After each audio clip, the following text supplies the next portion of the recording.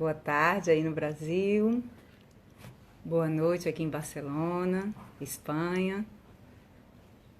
Estamos chegando, sejam bem-vindos. Estou vendo a família Eco aqui, hein? Obrigada aí pela presença. Olá, Yara, Maristela, Anderson, Maré. Sejam todos bem-vindos. Lu, Clarissa, Aline. É isso, a gente está esperando aqui a nossa convidada. Sejam todos bem-vindos à nossa conversa ao vivo. Ela acontece a cada 15 dias. E hoje eu tenho a honra, né, de começar essa experiência com novos integrantes da Agência Eco Nordeste, no caso eu. E aí eu conto com o apoio de vocês hoje nesse bate-papo, que vai ser bem legal. É um bate-papo sobre a mulher, né? A mulher nordestina, a ancestralidade negra. E vai ser bem bacana com a nossa convidada. A gente está esperando ela chegar. Ela está já chegando aqui, está já entrando. Quem não puder ver ao vivo, né? Se tem algum amigo, nossos amigos aqui que não podem ver, lembra que vai ficar gravado no nosso IGT, né? E também depois a gente coloca no nosso canal do YouTube. E aproveito e já convido vocês para conhecerem o canal. A gente daqui a pouco vai estar fazendo algumas produções, né, novas, porque agora aí no Brasil a gente começa a poder sair, a poder produzir conteúdos novos. Então a gente, olha aqui, a Larissa do site Negre está chegando, a nossa convidada.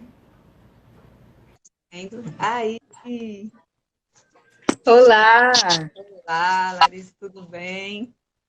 Seja tudo bem? Tudo bem-vinda. bem? Estamos aí. E você, tá Obrigada. tudo bem? Tá tudo bem. Aqui com essa responsabilidade hoje, né, de representar a Maristela nessa nossa conversa, mas nós estamos felizes e agradecidas com a tua participação. Eu que fico feliz com o convite. É sempre um prazer falar do Negre, né? Nas lives aí. Eu fico muito feliz. Então, a gente vai apresentar a Larissa, né, e deixa eu apresentar ela. Ela é jornalista, uma pessoa maravilhosa, assim, a gente não se conhece pessoalmente, mas ela já passa essa energia tão bacana. E Obrigada. ela é jornalista, ela tem experiência em mídia preta, ela passou pelo site de notícias Ceará Crioulo, atuou na imprensa internacional, ela vai contar pra gente. Trabalhou na redação do jornal sul-africano, né? O Main Guardian, meu inglês não é muito bom, mas mais ou menos isso. É o May Garden. Isso. Como repórter freelance em Joanesburgo, África do Sul. Também foi voluntária em marketing social na Fundação Sotrale, em La Plata, Argentina. Larissa é autora do livro Mu, Mutuê. Mutalei, Mutuê. Mutuê. Peraí, que agora eu fiquei enroladinha aqui. Mutuê, relatos e vivências de racismo em Fortaleza. Isso. E também é fundadora e CEO e editora executiva do site Negre, que é um portal de notícias de mídia preta, criado em 2018, né? E, e ganhou mais visibilidade no contexto recente, né? Das lutas antirracistas nas ruas. Larissa também tem um perfil de repórter de mochila, né? Onde ela dá super dicas de como viver experiência no exterior. E ela é empreendedora no setor da moda com o ateliê Sankofa. São muitas experiências, né? E muitas conquistas também, né, Larissa? E, Nossa. e agora eu queria te pedir para você contar para a gente, né, como foi que foi esse seu processo, né, de você se descobrir negra, né, e trazer essa força da ancestralidade, né, da mulher negra, essa determinação da nordestina, né, e como é que todas essas forças, né, femininas se entrelaçam na tua trajetória, tanto pessoal quanto profissional. Sim, boa tarde a todo mundo, né? Obrigada por vocês estarem assistindo a live. Então, eu fui começar a me descobrir enquanto negra já na faculdade, né? Assim, aqui no Brasil, nós que somos negros, a gente se descobre negro, né? Não é um processo que é trabalhado desde a infância, né? Para minha geração, né? Para minha geração, vou fazer 25 anos e tudo, né? Acredito que as gerações que vieram depois de mim, né? Hoje o processo de identificação é mais recente, é mais precoce do que o meu que foi tardio, né? E aí esse processo começou na faculdade, né? Quando eu decidi parar de alisar o cabelo. Esse meu processo, ele começou pelo cabelo, sabe? Eu alisei o cabelo a adolescência inteira, né? Muita chapinha, muito relaxamento, né? Não me considerava negra, né? E tudo mais. É, E aí eu decidi parar de alisar o cabelo na faculdade, no segundo semestre da faculdade, né? E aí eu comecei a realmente a trabalhar essa questão da negritude em mim, a me descobrir, a aceitar os meus traços negroides, né? Que significa o nariz grande, a boca grande, o cabelo cacheado, né? A pele negra, né? Então, foi um processo, né? E foi um caminho sem volta, né? Assim, e foi aos 18 anos isso, né? Eu tinha acabado também de entrar num grupo de pesquisa da faculdade, né? A gente estudava questões raciais, né? Os alunos do grupo eram negros, né? Tinham acho que duas pessoas que eram brancas e a professora era branca, né? E ela estudava questões raciais, né? Sou muito grata, assim, porque eu comecei a ler sobre questões raciais com ela, né? Assim, o primeiro livro que eu li foi o Pele Negra, Máscaras Brancas, né? E aí eu realmente comecei a me identificar e a perceber situações do cotidiano que o Francis Fanon acaba trazendo naquele livro, né? E aí a gente começou a debater esses assuntos no grupo de pesquisa, né? Na faculdade, e realmente foi um caminho mesmo sem volta, né? E aí eu passei durante muito tempo na faculdade, né, imersa no grupo de pesquisa, né, nas leituras e tudo, tanto que eu só fui começar a estagiar no quinto semestre da faculdade, sexto semestre, né, diferente de alguns colegas de faculdade que começaram a estagiar no segundo semestre, e no quinto semestre eles já tinham um estágio remunerado, né, e aí no quinto semestre eu ainda estava com esse processo de estágio voluntário, ainda fui começar a ter experiência de mercado, né, digamos assim.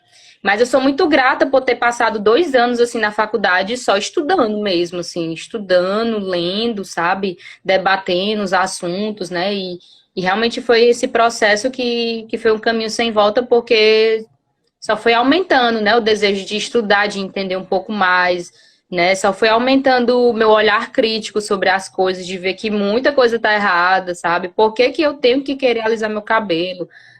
Por que que eu tenho que querer fazer plástica no meu nariz? Porque ele é grande, amassado, ou sei lá o que, sabe? Por que é isso? Aí eu Então, fui percebendo. esses padrões são repetidos, é um bombardeio, né? Na imprensa, socialmente, no seu grupo. No Então, é todo um colégio, na bombardeio escola, né, né?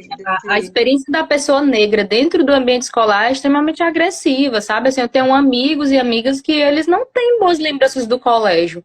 Eu tenho lembranças péssimas, assim, já tive apelido de burra preta, sabe? Os meninos no colégio chamando de burra preta.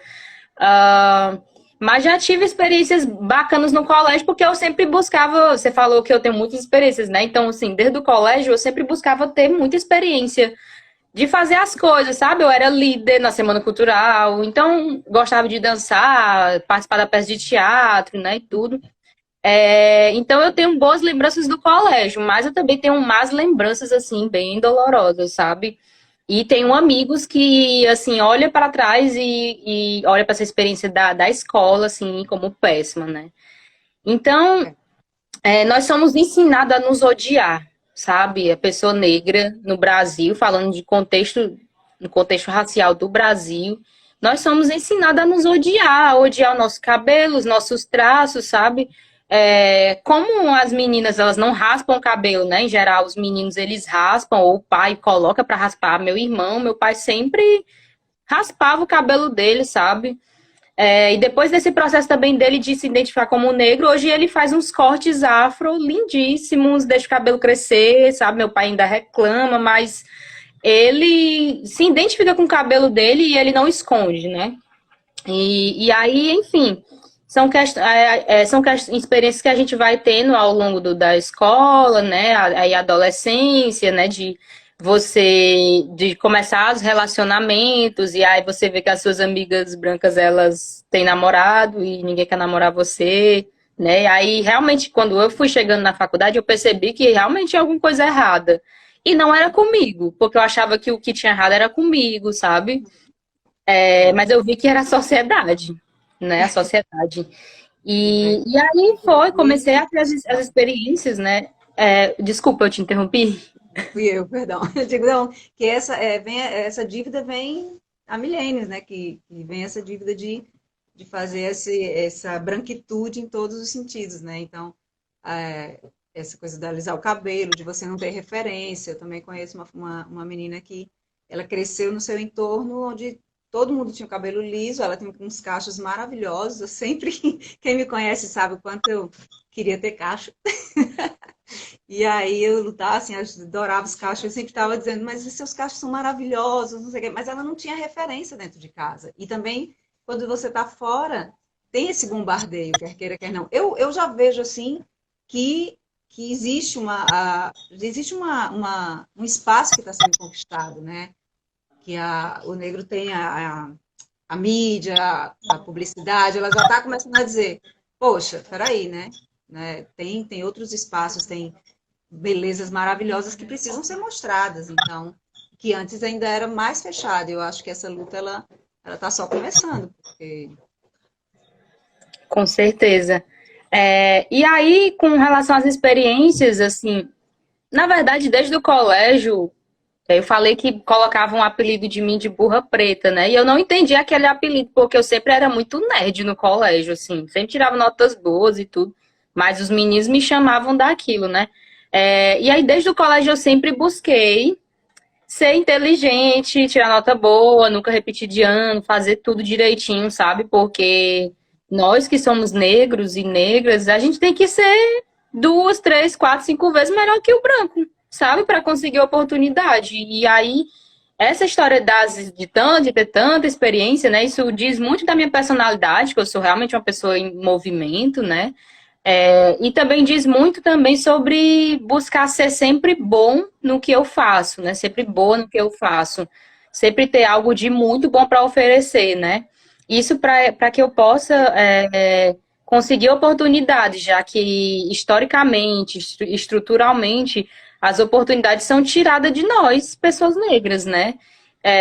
Então, realmente, você vai num hospital e realmente tem mais médicos brancos, tem mais professores brancos, tem mais estudantes universitários brancos, né? Porque da minha turma de jornalismo só tem eu de negra que se formou, né? Tinha uma outra menina negra, a Patrícia, mas ela não concluiu o curso, né? E dos meninos só tinham 2 negros, então da minha turma de 50 alunos só tem 3 negros, né? E a gente vê esse reflexo na imprensa, né? E aí, para falar um pouquinho da imprensa, eu queria que você contasse para a gente essa experiência, porque aí justamente eu acho que, é claro, o resultado desse teu trabalho dobrado, né? E desse esforço e de ser tão dedicada, você teve a experiência como jornalista em Joanesburgo, né? Na África do Sul. Eu já sei que você é apaixonada por esse pedacinho do mundo. E você teve a sua primeira reportagem publicada em inglês, né, no jornal Main Garden, que é um importante jornal lá do país. Eu queria que você contasse para a gente como foi essa conquista, né? Como você sai dessa escola né, que tem que lutar contra todo esse bullying, eu vejo como injustiça, essa injustiça, e aí você consegue dar a volta por cima e mostrar que tem muito a acrescentar, porque tão novinha, como eu digo, já ter essas experiências tão bacanas. E aí conta pra gente como é que foi lá, como é que foi começar esse sonho, né? Assim, que é uma forma também de estimular quem tem esses sonhos em guardar, e diz, não sei. E é tão gostoso a gente conhecer essas histórias inspiradoras, assim como as suas. Da experiência internacional, né? Então, com essa história de buscar, né, ter experiências, eu comecei a estagiar, e aí, voluntariamente, né, e aí no ano que eu comecei a estagiar voluntariamente, fui para a Argentina, né, aí consegui fazer esse intercâmbio, que era trabalhar com marketing, marketing social, numa ONG, né, e tudo. E aí depois voltei para Fortaleza para terminar a faculdade, estagiar, né? Consegui estágio remunerado. E foi aí que eu comecei a juntar dinheiro para viajar para a África do Sul, né?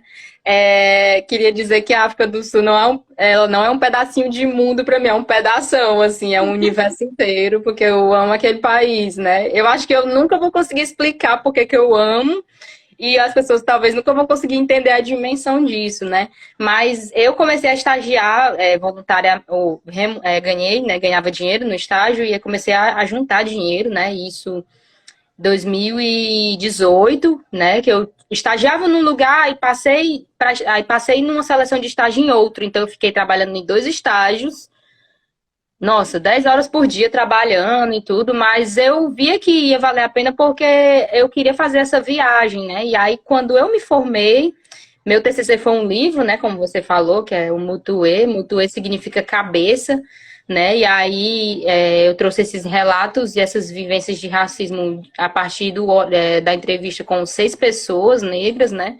Aqui em Fortaleza, e aí quando terminei de escrever meu livro, colei grau, e na semana seguinte fui para São Paulo, 3 dias em São Paulo, depois fui para a África do Sul, 77 dias na África do Sul, quase 3 meses, assim, foi a melhor viagem da minha vida, a melhor decisão da minha vida, sabe? E com relação ao estágio no jornal, né, porque as pessoas sempre me perguntam o que eu tinha ido fazer lá, né, e perguntaram quando eu estava lá, quando eu tinha chegado, o que eu tinha ido fazer lá. E eu dizia muito que eu tinha ido viver, né? Não, eu fui viver. Isso assim, viver, claro. Fui viver. Só que eu tinha um curso de inglês que eu comprei para fazer, né? Eu trocava e-mail com o editor do Main Guardian, né? Dizendo que eu estava me formando, que eu ia passar uns 3 meses na África do Sul, que eu adoraria ter uma experiência com ele, sabe? Então eu me preparei financeiramente para eu ir, para eu pagar minha comida, para eu pagar meu transporte até o jornal, porque eu ia estagiar voluntariamente, né? Eu realmente não fui com essa ideia de, claro que você quer conhecer pessoas, você quer fazer network, né? Isso é muito importante, mas eu não fui com essa ideia de, quero ganhar dinheiro com esse trabalhando nesse jornal. Eu fui muito com a ideia de trabalhar voluntariamente mesmo, sabe? De ter essa experiência, de conhecer pessoas, de poder estar numa redação de um jornal que não era brasileiro, né, e ter essa experiência internacional, para mim ela foi ímpar, né. Então eu simplesmente comecei porque no Google, se você colocar o nome do jornal, aparece o nome do editor-chefe. Então eu achei o nome dele, comecei a pesquisar no Twitter, Google. Toda uma produção, né? Foi um CSI mesmo, até que eu achei o e-mail dele. E também conheci uma menina fotojornalista que estagiou com eles também. Aí eu consegui o e-mail dele, sabe? E da editora-chefe, né? E aí mandei e-mail, simplesmente assim, na humildade mesmo. E aí eles foram super simpáticos, super acolhedores e disseram que quando eu pisasse lá na África do Sul, eu avisasse para eles e tudo. E aí eu cheguei, quando eu cheguei, fui fazer uma semana de safari, né? Passei uma semana viajando no interior da África do Sul, sabe? A melhor experiência da minha vida também. E na semana seguinte voltei para Joanesburgo, né? Para a cidade onde ficava a sede do Main Guardian, né? E aí eles me chamaram para ir para uma reunião de pauta que tinha, né? Que eles iam ter na sexta. O jornal semanal, né? Ele tem 35 anos de existência, né? E é um dos jornais mais importantes da África do Sul, mais respeitados, né? Quiçá do continente, né? Do continente africano. E aí eu fui para essa reunião de pauta e tudo em inglês. Meu Deus, né? E assim, eles não é o inglês dos Estados Unidos, porque quando a gente vai estudar no curso de inglês, eles dão um sotaque dos Estados Unidos. Não era o sotaque da Inglaterra também. Eles têm influência do sotaque da Inglaterra, mas eles têm um jeito africano de falar inglês. Então, Meu Deus do céu. Aí eu fui para a reunião de pauta Vocês vão tentando ficando entender o que mais. estava acontecendo. Eu só entendia que eles estavam falando de uma crise no jornalismo, uma crise no jornal, né? No jornal lá, uma crise. E aí no final conversei com um repórter que estava lá, né? E aí tentei entender o que estava acontecendo. Aí Enfim, ele aí disse, Nath, o que vocês estão falando aí? passando isso, passei mais uma semaninha em Joanesburgo, aí na outra semana fui para Cape Town, né, Cidade do Cabo, para estudar inglês. E aí quando eu voltei para Joanesburgo no final de fevereiro, né, passei 2 semanas estudando inglês. Quando eu voltei para Joanesburgo, em março eu comecei a trabalhar no jornal, né? Tinha combinado com eles que eu ia no dia 2 de março e foi quando eu comecei realmente a experiência de ir para a redação deles, né? O jornal era semanal, só sai dia de sexta, o impresso. Dia de domingo sai uma versão menor do impresso e eles têm o site, né? Também trabalham com web jornalismo. E aí, o que eu percebi, assim, da experiência é que o jeito de se fazer jornalismo é outro, o jeito da população consumir notícias é outro, sabe? A produção jornalística é outra, porque o jornal era semanal, então não tinha aquela pressão, sabe? Não tinha aquele aperto de mente de você entregar entregar a matéria naquele mesmo dia, né? E aí eu achei isso muito positivo, porque a qualidade da produção vai lá para cima, né? Quando você tem mais tempo para conversar com as pessoas, para pesquisar, sabe? Então, realmente, assim, não é babando o meio Guardian, mas eles fazem um trabalho muito bem feito, porque é tudo muito bem elaborado, assim, já que eles têm um tempo maior de produção, né? E eles, em Jornalismo de mais editorial deles, qualidade, né? Você tem mais tempo de se aproximar, de entender, porque às vezes a pressa você não tem como absorver bem aquela história, entender bem aquela história. Você vai meio ali na pressa. E se você tem esse tempo, eu acredito que seja um jornalismo com até mais profundidade e qualidade mesmo, né? isso, era um jornalismo com mais profundidade mesmo, e eles têm uma linha editorial que eles falam muito, eles fazem muita análise política dentro do assunto que eles estão tratando, e eles fazem muita projeção internacional, sabe? E eu gosto de jornalismo internacional, então realmente eu me identifiquei muito com o Mail and Guardian, sabe? A redação era muito silenciosa, ninguém ficava fazendo zoada, gritando, correndo. Porque não era hard news, né? Então não tinha aquela coisa de entregar aquela matéria naquele dia. Acredito que isso com as pautas que são mais frias, digamos assim, né? Porque se, por exemplo, o presidente da África do Sul tivesse um infarto, não tinha como me esperar 3 dias para noticiar isso, né? Tinha que noticiar lá, mesmo que noticiar só no site, tinha que noticiar, né? Então eu acho que eles faziam muito bem essa questão das escolhas, né? Dos assuntos e tudo. E eu acredito, assim, a minha impressão é que hard news fica mais com o trabalho das rádios, sabe? Lá tem muita rádio em inglês e tem muita rádio nas línguas étnicas da África do Sul, porque eles falam 11 línguas, né? Além do inglês, tem 10 línguas. Então, às vezes eu pegava um Uber e o Uber estava ouvindo uma rádio com outra língua.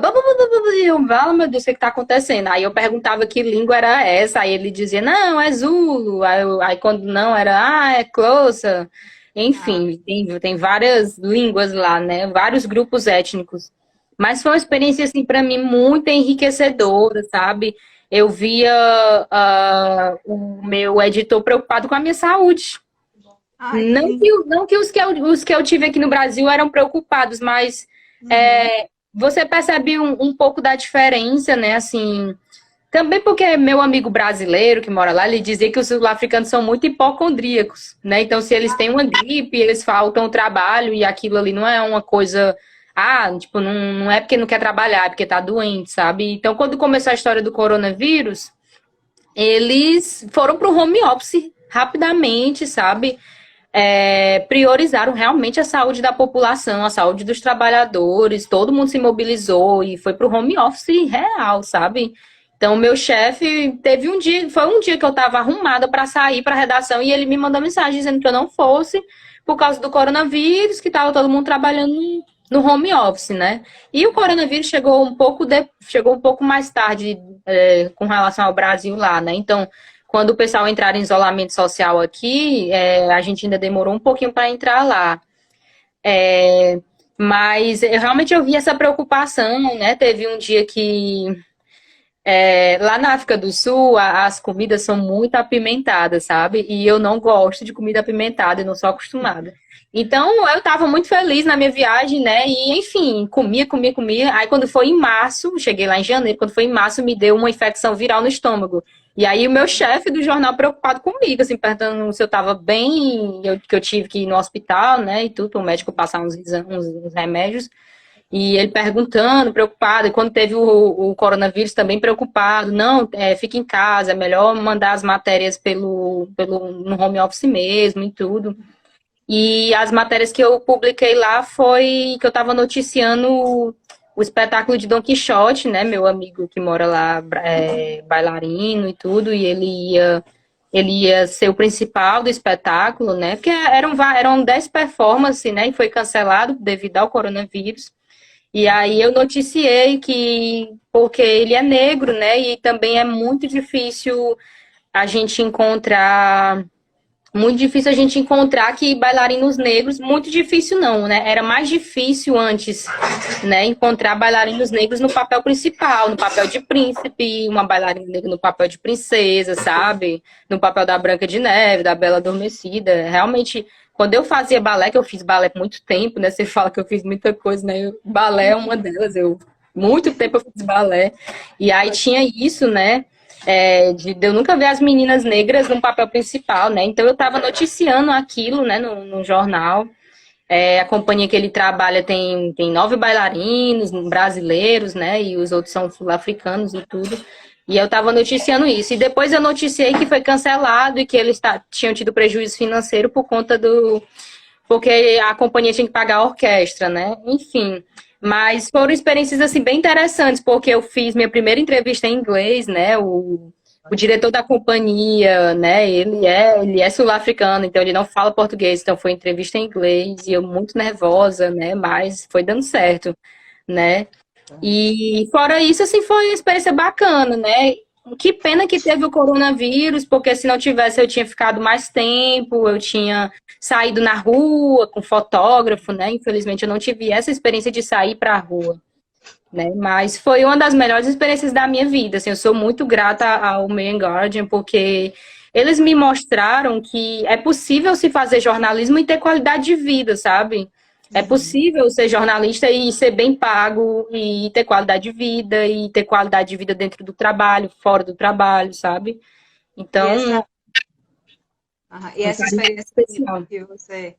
Essa experiência, com certeza, ela reflete também na criação do Negrê, né? Porque é Nossa, inspirador o nascimento do Negrê, né? Ele nasce com um portal de notícias de mídia preta, do Nordeste, e ele ganha esse espaço, porque ele é novinho, né? Foi agora em 2018, né? Ou seja, 2 anos, e ele tem conquistado esse espaço de legitimidade, né? Também foi criado com uma colega sua, a Sara Souza, né, que é também outra jornalista negra, e ele é um projeto que sai do estudo e vai para a prática. Eu queria que você contasse para a gente esse portal de notícias nordestino, né, e da mídia preta.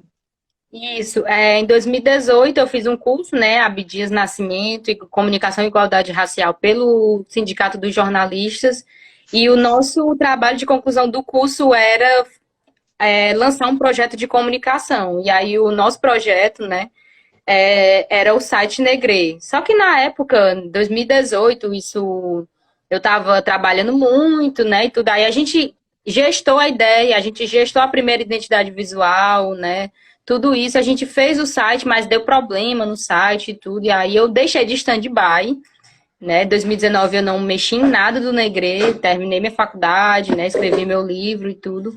Aí quando foi esse ano, né, 2020, após voltar da África do Sul, né, e aí quarentena, e aí eu comecei a pensar, que eu preciso me movimentar, né, sempre fiz muita coisa, e aí preciso me movimentar, e aí foi o que eu fui atrás de fazer, né, e aí A gente foi pensar numa nova identidade visual para o Negrê, né? Nas cores, na textura, né? A gente foi pensar no site, nas editorias, né? E o Negrê, a princípio, era para ser uma mídia regional, né? Só Ceará, nível de Ceará. Mas eu quis expandir para o Nordeste, porque o que que acontece? Nós, nordestinos, nós somos muito invisibilizados pelo Sudeste e pelo Sul, né? Então, o negro nordestino, além de sofrer racismo, ele sofre xenofobia, né? É, já fui pro Rio Grande do Sul e não sofri xenofobia, mas cheguei lá e estava conversando com uma pessoa na praça, na feira, né? E ele achava que eu era da Paraíba, só porque eu disse que eu era do Nordeste. Eu disse, não, sou nordestino. Ah, você é da Paraíba, Paraíba, né? Sabe, assim, nunca pisei na Paraíba, não tenho sotaque da Paraíba. A Paraíba é um dos 9 estados do Nordeste, né? Um dos 9 estados do Nordeste. E aí, no Twitter, a gente tem um movimento chamado Black Twitter, que é a galera do Twitter que fala muito de questões raciais, são influencers e tudo, mas muitas vezes essas pessoas que têm mais visibilidade são pessoas do Sul e do Sudeste, né? É como se fosse uma panelinha, né? E aí a gente pensou em criar uma panelinha nordestina, negra e nordestina, né? A ideia surgiu de uma amiga minha daqui de Fortaleza, a Stephanie, né, que é socióloga. E aí a gente criou uma hashtag e começou a localizar pessoas negras do Nordeste. Eu nunca vi tanta gente negra do Nordeste, nunca conheci tanta gente negra, né? E aí foi unindo tudo isso, né? Nossa, a necessidade de uma mídia negra e a necessidade de uma mídia negra nordestina, né? Então, o site Negrê, até onde eu sei, né, é o primeiro portal de mídia negra nordestina do Brasil, né? E aí a gente gestou essa ideia de ser uma mídia negra e nordestina, né, para a gente trazer os nossos estados do Nordeste, né? A gente tem uma editoria que é a Black Nordeste, que é só para falar de acontecimentos no Ceará, Alagoas, né, Pernambuco, Bahia, todos os nossos 9 estados do Nordeste, né? Porque são 9 estados, né? Nem eu me lembrava que eram 9 estados. Aí, quando eu fui começar a pesquisar, 9 estados é muita gente, é muito sotaque diferente, é muita cultura, é muita história, sabe? É muita luta. E aí a necessidade de ser essa mídia negra nordestina, né? Eu tô para tatuar o mapa do Nordeste, né? Quando eu voltei da África do Já tem Sul, para a África, né? eu tatuei o da África, e aí impossível tatuar o mapa com todos os países, porque na África tem 54 países, mas o do Nordeste eu vou tatuar delimitando todos os estados, que são 9, né? É pouco, então eu tô para tatuar o Nordeste. Eu acho linda a ideia, já me inspirou também. Pois é. No Nordeste, mas o Nordeste nasceu em mim, né? Então, quando eu falo, eu sou nordestina, aí sempre tem aquela vozinha. É, mas você não nasceu no Nordeste, né? Tem alguns amigos também que dizem isso. Eu digo, não, mas o Nordeste nasceu em mim. E nem precisa, eu abro a boca, sai um oxente, sai um macho, sai um... A comida aqui, aqui também é a comida nordestina, então o Nordeste está aí. Aí Posso eu queria falar, te dizer uma curiosidade que eu levei cuscuz para a África do Sul. porque eles inventaram o cuscuz. Eu levei 6 pacotes de cuscuz e levei uma cuscuzeira pequenininhazinha de viagem para a África do Sul. Eu não queria fazer meu cuscuz. Porque aqui nessa Barcelona, minha filha, eu levo tapioca e cuscuz para todo canto que eu vou. Pois é, São nossas raízes, não pode faltar, não. com E certeza. aí, dentro do Negrê, você também vai ter um espaço como um radar, né, para oportunidades de trabalho. Eu queria falar essas novidades, assim, pô, o que, é que você destaca do que está mais em ação agora e o que, que vem por aí também. Isso, é a Radar Negro, né? Que é uma editoria voltada para a gente trazer listas, né? Para contar alguma coisa, por exemplo, 5 cineastas negros, né? Esse é um tipo de matéria que sai muito na Radar Negro. E o outro tipo de matéria que sai na Radar Negro é essa história das oportunidades, né? Porque a informação, ela é poder, né? Informação, ela melhora a vida das pessoas, né? Então, a gente pensa nessa história de trazer matérias sobre oportunidades, né? E aí, recentemente a gente trouxe que a Magazine Luiza e a Bayer, né? Eles estão com esse programa de trainee, né? Só para pessoas negras, né? E aí a gente noticiou recentemente. Oi? O Google também está com um projeto para Isso, a gente noticiou também do Google, né? Essa semana a gente noticiou de um evento que está acontecendo hoje, até dia 2 de outubro, né?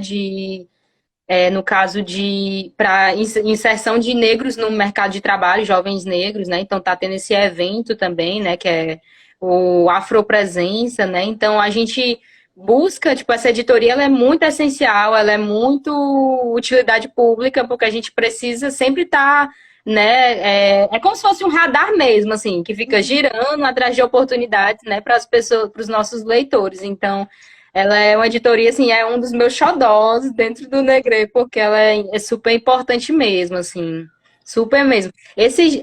Acho que hoje em dia, ainda hoje vai sair uma matéria falando sobre um curso de inglês gratuito para mulheres negras, né, também.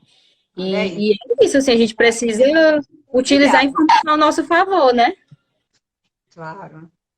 E a nossa próxima pergunta, ela vem da colaboradora também da Eco Nordeste, a Yara Pérez, que é jornalista, que mora lá na Sérvia, no leste europeu. Somos nós duas com esse eco fora do Brasil, mas com coração e alma aí dentro, né?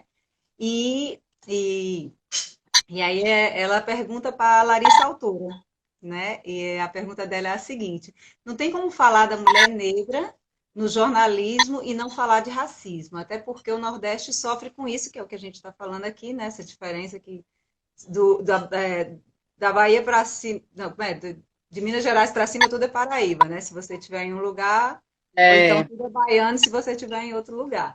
E aí ela, e aí ela também, continua perguntando. Também me parece que o brasileiro ele tem se interessado mais em conhecer, né, sobre o tema, sobre o antirracismo, né, e que é algo positivo também, né, ela fala. E o exemplo disso, nós temos o livro da ativista Djamila Ribeiro, Entre os Mais Vendidos, né, e o que você pensa, né, que você também escreveu sobre esse tema, né, com o teu livro, e com esse recorte para o Nordeste, né, que é o Mutuê Relatos e Vivências do Racismo em Fortaleza. E aí ela queria saber que você falasse um pouco sobre a importância dessas publicações, né, de falar sobre esses temas em todas as áreas. eu, quando fui escolher o tema do meu TCC, eu realmente gosto de outros assuntos, né? Jornalismo ambiental, amo, internacional, amo, sabe? E eu fui buscar falar sobre racismo no meu TCC, né? Me senti inclinada para fazer aquilo naquele momento. E aí eu trouxe relatos, assim, muito pesados aqui em Fortaleza, né? Em Fortaleza dizem que não existe, no Ceará dizem que não existe negros, né? Isso é um discurso péssimo, assim, sabe? Mas existe negros, sim, e essas pessoas, elas sofrem racismo, sim, né? E também é aquela questão dos africanos que vêm estudar aqui, né? No meu livro ele é dividido em 3 capítulos, né? Então, cada capítulo eu trouxe 2 entrevistados, e aí, no primeiro capítulo, eu falo de 2 africanos, né? Que teve um que chegou a apanhar, assim, do vizinho, sabe? O vizinho bateu nele, assim, porque o cara negro, além de sofrer, né? Racismo, estava sofrendo xenofobia porque dizia que ele era morto de fome, né? O cara de Moçambique, fazendo doutorado aqui em Fortaleza, sabe? E tendo que ouvir esse tipo de coisa, né? E aí eu trouxe isso no meu livro, né? E aí, o segundo capítulo, eu trouxe o relato de um cearense daqui que apanhou da polícia. A polícia quebrou o violão, cara tocando violão na praia. A polícia chegou, sabe? E é bem delicado, né? Porque às vezes tem abordagens que são muito forjadas de colocarem droga, sabe? Nas coisas desses rapazes e tudo. E aí ele passou por isso, né?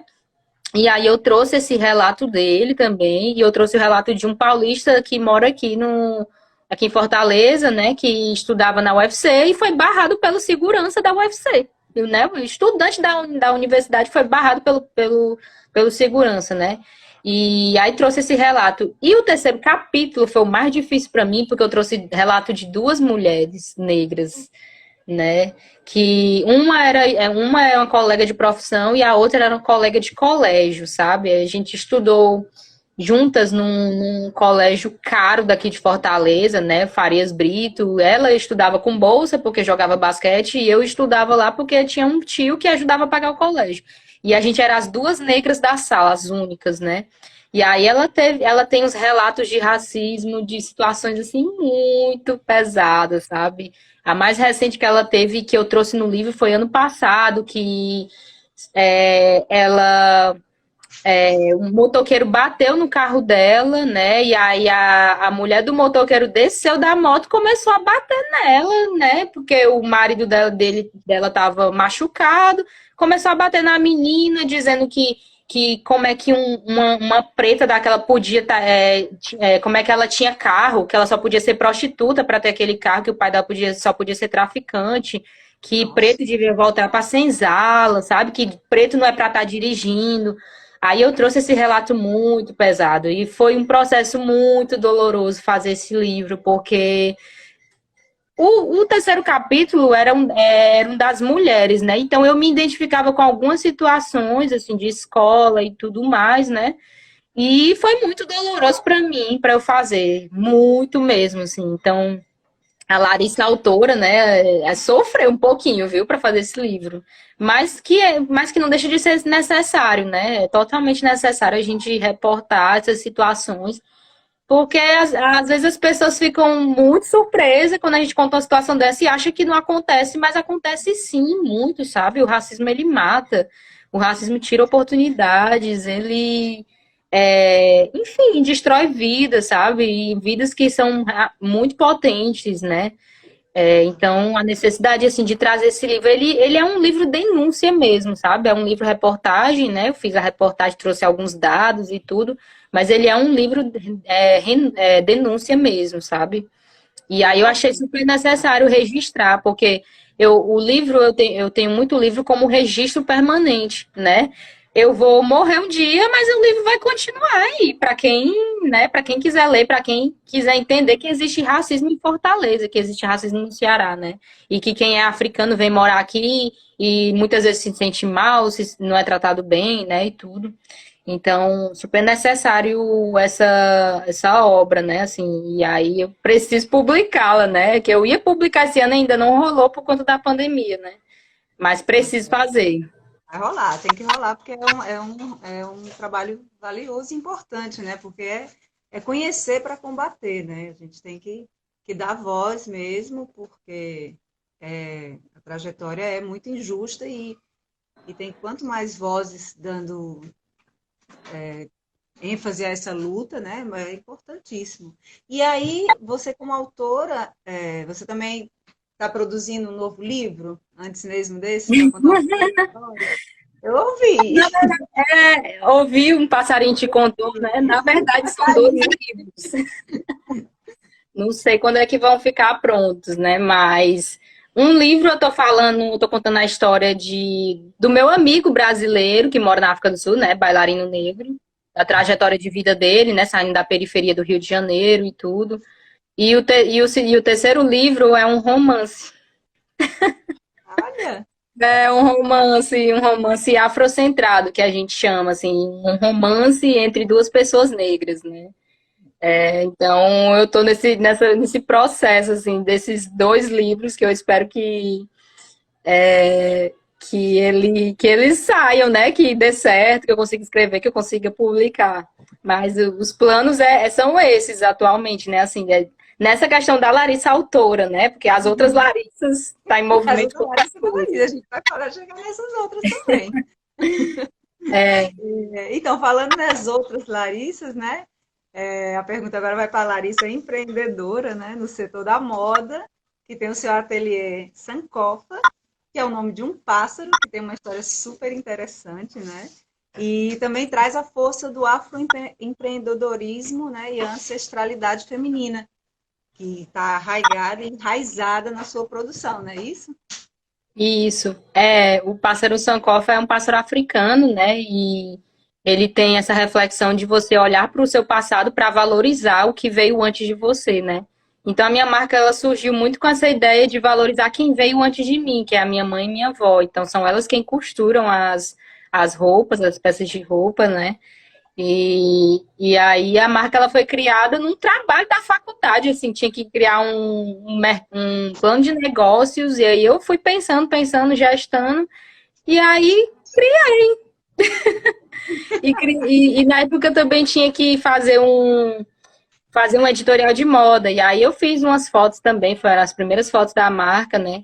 E aí só foi tomando forma, né? Assim, atualmente a gente está planejando a coleção desse ano, né? Do fim, que vai ser lançada agora no final de novembro, né? E aí o meu empreendimento ele é familiar, né? Assim, sou eu, minha mãe, né? Minha avó e meu irmão às vezes ajuda na logística, né? De uma coisa ou outra, né? Minha vizinha já foi comigo para as feiras, né? E enfim, já mandei para fora do estado, né? E aí tô tentando levar adiante, né? Esse projeto porque essa questão com as roupas também, o racismo ele adentra também a indústria da moda, né? Então não faziam roupas pra gente, não faziam roupas que celebravam a nossa ancestralidade, a nossa cultura, a nossa potência negra, né? Então é o que eu busco retratar nas minhas produções nessa área da moda, né? Eu amo produção de moda, né? Então amo produzir umas fotos, né? Pensar em roupas e tudo. E por aí vai, né? É, é uma outra Larissa, né? E aí, vocês, como é o processo de criação desses modelos, da escolha de tecidos? Como é todo esse processo? Conta um pouquinho pra gente. Pronto. Eu gosto muito de pesquisar referências, né? E ainda mais depois que eu conheci muita gente na África do Sul e tudo. Eu pesquiso bastante referências, né? Africanas, né? E vou trocando ideia com as pessoas sobre a necessidade das pessoas, né? E eu não desenho a roupa em si, né? A primeira coleção, né? E a gente teve uma continuidade da primeira coleção também com novas estampas, né? Foram pensadas, mas a minha mãe e minha avó, elas, por exemplo, elas não precisam que eu entregue um modelo desenhado para elas, né? Porque elas já trabalham com isso há muito tempo. Então, vovó, eu quero uma camisa eu quero tantas camisas de botão dessa estampa aqui, tamanho PMG, e ela conseguia fazer, né? A coleção desse ano ela está sendo desenhada, né? E não está sendo por mim, porque eu não sou estilista, eu não sou boa com desenho, né? Isso não é uma parte que eu domino, né? Mas eu estou gerenciando tudo, né? Tive reunião com o estilista que está fazendo, né? Foi tudo muito pensado, assim, em conjunto, né? E aí, ano passado, eu cheguei a começar um curso de técnico em vestuário, mas eu tive que trancar por causa do TCC e nunca mais voltei. Porque eu queria ter experiência, né? E estudar também, né? É um desejo muito grande fazer uma faculdade de moda, né? Um dia, quem sabe, né? Duvido, do jeito que você é danada, daqui a pouquinho você vai conseguir. Eu queria que você falasse sobre o portal que você tem de mochila, viajante, você dá dicas. Sim, o repórter de mochila. O repórter de mochila, né? Então, é um Instagram porque eu gosto muito de viagem, né? Eu sou apaixonada por viagens, né? Então, é um Instagram para inspirar pessoas, né? Mulheres a viajarem sozinhas, mulheres negras também, porque a população negra, ela é muito, frente à população branca, né? Tipo, a população branca ela tem mais grana para viajar, tem mais oportunidades e tudo. E eu queria trazer esse novo olhar para o repórter de mochila, sabe? Incentivar as pessoas. Você é negra, mas você pode viajar também, sabe? Você pode conseguir realizar esse sonho de conhecer esse lugar, de fazer intercâmbio em algum lugar que você queira e você julga impossível, sabe? É possível. Então, é realmente essa ideia de incentivar essas pessoas, assim.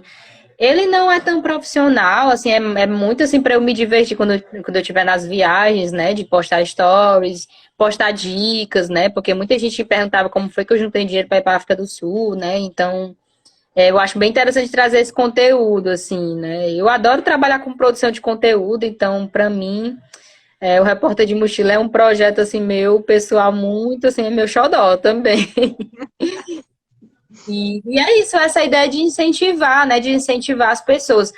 No Negre, a gente tem uma editoria de viagens, né? Que é a Percursos, né? Então, quando eu estiver por aí, pelo meio do mundo, né? Viajando, eu vou ser correspondente do Negrê aí, né, em algum país da África, em algum país por aí afora, né?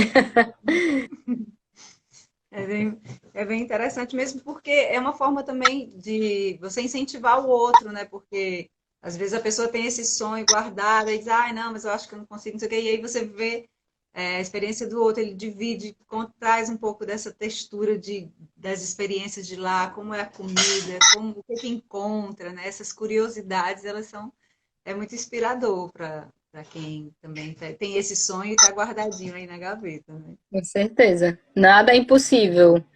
É, eu sei que é clichê falar isso, eu sei que muita gente não tem condição financeira para realizar tais sonhos e tudo, mas eu acredito muito nessa questão do planejamento, né, de poder se organizar para fazer, de pesquisar formas alternativas de ir para algum país e não para pagar hospedagem, sabe? Eu acho que é muito possível, assim, pelo menos na minha experiência, na minha cabeça, na minha personalidade, assim, nas minhas experiências de vida, é muito possível. Eu sou o tipo de pessoa que eu faço muito acontecer, assim, se eu quero, eu vou. Eu vou e faço, né? E, enfim, fui para a Argentina, que trabalhei voluntariamente numa ONG lá, foi uma experiência maravilhosa. Voltei fluente do espanhol, né? Assim, isso já vai fazer 4 anos já. E fiz acontecer, sabe? A África do Sul, eu achava muito distante de mim, sabe? Isso muito distante. E eu não, nem era fluente em inglês, aí eu fui também, aprendi bastante. E eu tornei possível, sabe? Tornei muito possível, né? Saía pesquisando na internet, Facebook, brasileiros na África do Sul, sabe? Eu participo de uns 5 grupos desses aí, brasileiros na Argentina, brasileiros na Suíça, brasileiros nos Estados Unidos, brasileiros na África do Sul, sabe? E Fui, realmente, fui quando você está atrás. fora, é muito bacana ter essa conexão com as suas raízes, né? E esses grupos, eles realmente, eles trazem essa base, né? Te trazem uma informação, de repente a pessoa está mais tempo lá, sabe? Uma dicasinha que você de turista tu não sabe, então, de Com repente ter certeza. acesso a esses encontros, e você encontra muita gente bacana também nessa troca, né? Com certeza. É isso. Total. Eita, tá acabando já. Nem parece, mas Passa rápido. passa rápido, mas também com tanta coisa bacana que você tem para contar para a gente. Eu queria que, como está faltando só 5 minutinhos, que você desse as suas palavras finais, suas dicas para a gente, para o pessoal que está aí. Tem um monte de gente bacana falando, mas como eu estou conversando com você, eu não estou conseguindo ler aqui, mas tem um monte de gente te Eu elogiando. também, de vez em É, quando eu leio o que o pessoal tá falando, e eu também não é tô bom conseguindo. Mas eu tô muito isso. feliz de estar aqui na live falando um pouco sobre as minhas experiências, né? E as pessoas que estão aqui também ouvindo, né? Com essa escuta, né? E quanto minhas considerações finais, né? Eu queria pedir para as pessoas seguirem o Negrê nas redes sociais, né? Negrê é muito necessário, né? E a gente está essa semana com uma série de reportagens sobre África sustentável. Eu imagino que as pessoas não têm essa ideia de que há sustentabilidade na África, né? A gente está trazendo 5 países, né? Escolhemos 5 países das 5 regiões da África, né? E aí a gente está trazendo África do Sul, saiu África do Sul já, né? Moçambique, aí hoje vai sair Angola, amanhã vai sair Nigéria e sexta vai sair o Marrocos. Então, pedir para vocês acompanharem, compartilharem, divulgarem, né? Nossa série de reportagens e acompanhar nosso trabalho, né? Que ele é muito necessário, né? E seguir os meus projetos aí nas redes sociais, o Repórter de Mochila, né? A loja, Ateliê Sankofa, me seguir também aqui no Instagram, tô lá no Twitter também, sempre falando, sempre trazendo reflexão, né? Reflexões sobre várias questões da vida, né? E agradecer pelo convite, estou muito feliz de estar contando aqui a minha história, né? Às vezes falar das coisas que eu fiz, às vezes me dá um susto, assim, nossa, eu já fiz essas coisas todas, eu já inventei tanto projeto e tudo. Mas é isso, né? Isso é a vida, né? Eu sou uma pessoa que eu gosto muito de movimento, né? Então faz muito parte da minha personalidade, assim. Eu acho que se eu não ficar em movimento, eu adoeço, assim. Então eu preciso disso, né? De movimento. E qualquer coisa, né, podem chamar no privado, né, quiser trocar uma ideia a mais sobre alguma coisa que eu tenha falado aqui. Obrigada mais uma vez, assim, pelo convite, né, pela paciência em ouvir sobre as Imagina. minhas histórias aqui. Tenho muita história, nossa. A minha viagem para a África do Sul daria um livro, assim, total, porque eu tenho Daria uma muita live à história. parte. Muita, nossa. Quem sabe, né? Quem sabe um dia E eu aí, conto você todas essas histórias, porque tem muita. Mas tem uns IGTVs lá no meu perfil falando da viagem. Quem quiser, pode chegar lá. ai, que bacana. Pois olha, a gente agradece muito, né, a sua participação aqui, Larissa, a sua generosidade de dividir com a gente, né, essas experiências que são muito inspiradoras, que motivam, né? E é isso, dizer que é uma para inspirar as pessoas que têm esses sonhos e que é possível. O Bruno estava dizendo aqui, sempre é possível, né? O Bruno é um outro querido aqui que estava também falando que exatamente. Sim, Balacó, meu grande amigo. O Nelson Mandela tem uma frase chamada assim, sempre parece impossível até que seja feito. A gente sempre acha que é impossível, mas a gente vai lá e faz e fez, entendeu? E agradecer a todos que participaram, né, por aqui. Dizer que a cada 15 dias a Eco Nordeste tem essas conversas com pessoas incríveis, assim como a Larissa. E nós também temos um podcast, né, que tem uma pegada mais científica. Também sai a cada 15 dias. E lá no nosso site tem um conteúdo com foco no meio ambiente, né, no site da Eco também. E tem a nossa newsletter, né? E eu vou deixar uma tarefinha também aqui para vocês, vou fazer como a Larissa, que é uma tarefinha de casa, que é passar lá no site, se inscrever na nossa newsletter, né, que tem um conteúdo exclusivo para os assinantes. No nosso canal do YouTube, essa conversa, se você pegou pela metade, se você não pôde ver, vai ficar aqui no IGTV, mas também no nosso canal. Né? E é isso, e agradecer a presença de todo mundo aqui, dos amigos que deram maior força aqui em Barcelona agora, que tem uma galera assim aqui dando maior força, dando maior apoio. E foi um prazer te conhecer, né? A gente se conheceu assim, ao vivo, Sim, mas quando estiver no Ceará, quero te dar um abraço, porque é realmente muito inspirador e eu adorei. Obrigadão. eu adorei também. Obrigada. Muito E obrigada. a Eco Nordeste agradece a você e a todos. Um beijão. Beijão. Beijo, tchau.